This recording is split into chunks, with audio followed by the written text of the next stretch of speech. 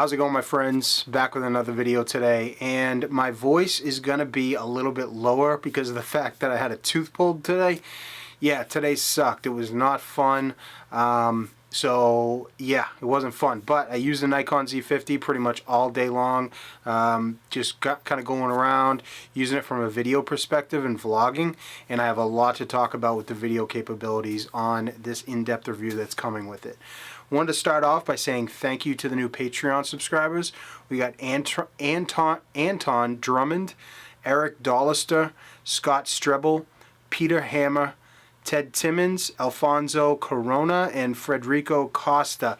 You guys are unbelievable. Thank you so much for donating to the channel. Like I said, you guys deserve a million thumbs up and a million thank yous and show of gratitude from me because you're helping to keep this channel running. So thank you. You guys seem very, very happy with the last video I did, and everybody is really reaching out and saying thank you for me showing these tips that I've learned with the Z6 through my extensive use with it.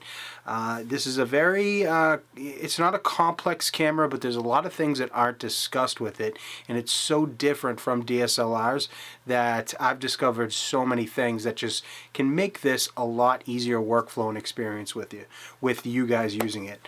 So I'm going to keep those Z6 tips coming. Today is going to be one today that I think that not many people know about, and I just wanted to give you a quick one just to let you know. So one of my favorite things is using old vintage glass, manual focus glass with the Z6. Obviously we did a video before, so I told you guys about the peaking and how much I really love it. Using manual focus glass with peaking is absolutely crazy. It's a completely different world because now you can see exactly what you're focused on. With DSLRs, we had to have that tiny dot on the very bottom left-hand side, and it was kind of a pain in the ass looking through it and trying to focus that way because it wasn't so accurate. It was kind of tough. It would move in and out, but with the peaking, you could see everything and you could sweep the focal plane very, very easily. It literally makes shooting with these old vintage glass lenses like usable in situations like we have an engagement shoot tomorrow. I'm going to bring my 135, my AIS 135 Nikon lens. I'm going to bring it there and I'm going to do portraits with it and use it as they're moving around.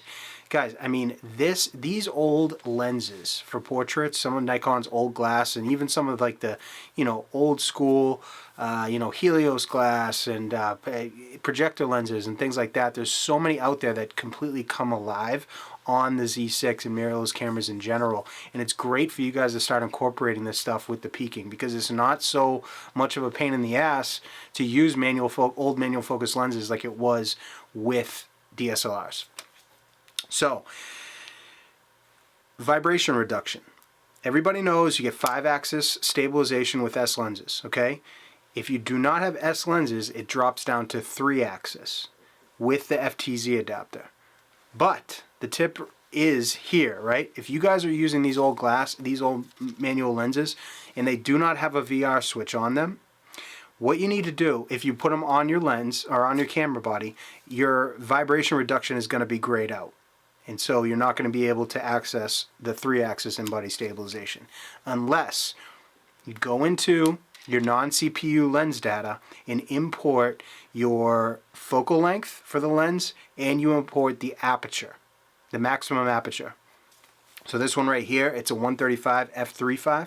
You have to go into the menu with the wrench and then go down to non-CPU lens data. And then what you want to do, put in the focal length, put in the maximum aperture, and that will automatically activate your 3-axis stabilization. So now, these old manual focus lenses, not only do we have peaking, but we also have 3-axis in-body stabilization that absolutely makes a huge difference, especially with these longer portrait lens, 135. I mean, once you get out like that long, you really need some type of stabilization, especially if you're used to it. So all you have to do is make sure that you input the non-CPU lens data, and your old manual focus lenses will now have image stabilization with the Z6 plus your peaking highlights. How cool is that, guys? So this is just a quick video to give you guys another tip, and I'm going to keep coming with the Z6 and Z50 content.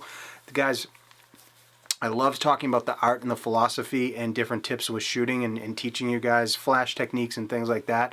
But also, I'm going to make sure that I'm an advocate and I'm a voice for the Z system because it's phenomenal. And we need people speaking up and, you know, people who are really using it hardcore out there in the field and showing you, hey, this is good.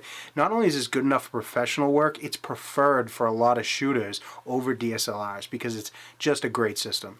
So guys, let me know if you like this video, and let me know if it was helpful. You know, one of the things is I love hearing feedback when I give these tips, whether or not you guys knew this or not, or if it was helpful to you. So please just drop that in the comments and let me know.